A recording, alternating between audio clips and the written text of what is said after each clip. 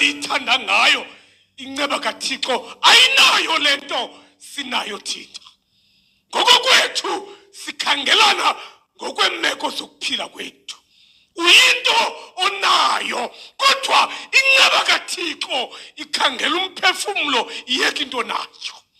Kuyilonto inamandla inceba kaThixo ngamanye amaxesha ilibale nesono somoni ilandele umoni ilibale isono sakhe.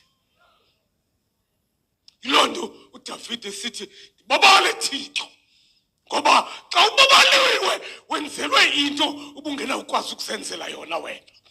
Ngalo lonke ixesha eyona nto ibikufanele kukufa kodwa inceba kaThixo yakubabala.